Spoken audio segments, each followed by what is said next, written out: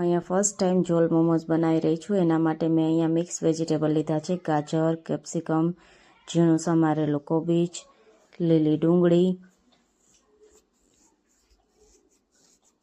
હવે આપણે એમાં સ્વાદ પ્રમાણે મીઠું એડ કરી અને 10 મિનિટ રહેવા દઈ.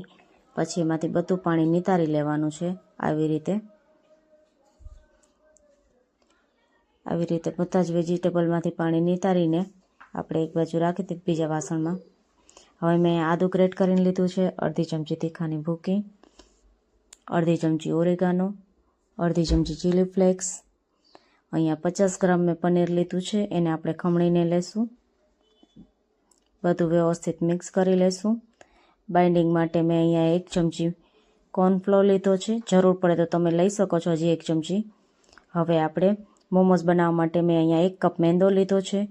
એમાં ચપટી એવા આપણે તીખાના ભૂકી નાખીશું, થોડા આમથી કોથમરી અને પાણીથી લોટ બાંધીશું. લોટ આપણો એકદમ કઠણ નહીં, એકદમ સોફ્ટ નહીં એવો બનાવવાનો છે. અહીંયા 1 ચમચી આપણે કોર્નફ્લોર એડ કરીશું.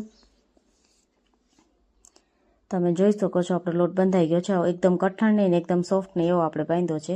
હવે આપણે આમાં જે પનીરનું મિક્સ કરીને રાખ્યું હતું એમાં આપણે સોયા સોસ નાખ્યો ને જો આવી રીતે બોલ બની જાય છે. આપણે કોર્નફ્લોર એડ કર્યો ને 1 ચમચી એટલે કેવા સરસ બોલ બનીને રેડી છે. હવે આ બધા બોલ વાળી લેશું આપણે.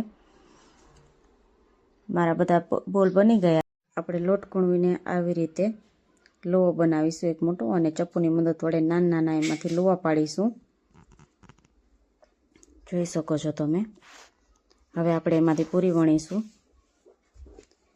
પૂરી આપણી ગોળ એકદમ વણાઈ ગઈ છે. હવે આપણે જે સ્ટફિંગ બનાવેલો ગોળો હતો એ એમાં મૂકીશું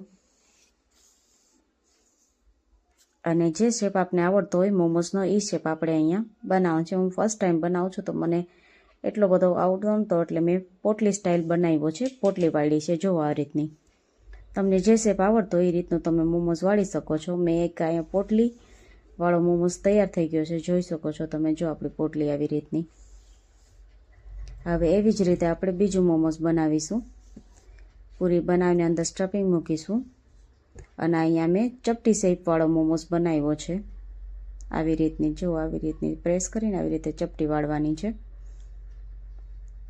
મેં ચપટી વાળી લીધી છે. આવી રીતના આપણે બધા મોમોઝ રેડી કરીશું. તમને જે શેપના આવડતા હોય એ રીતે બનાવવાના છે. મેં આ રીતના બનાવ્યા છે અલગ અલગ શેપમાં. હવે આપણે ઝોલ માટેનું મસાલો બનાવીશું. અહીંયા મેં શેકેલા પીનટ લીધા છે અને 1 ચમચી સફેદ તલ લીધા છે. હવે એને આપણે મિક્સરમાં ક્રશ કરી લેવાનો છે ભૂકો. હવે ઝોલ માટેનું અહીંયા તેલ ગરમ મૂકીશું કુકરમાં આપણે.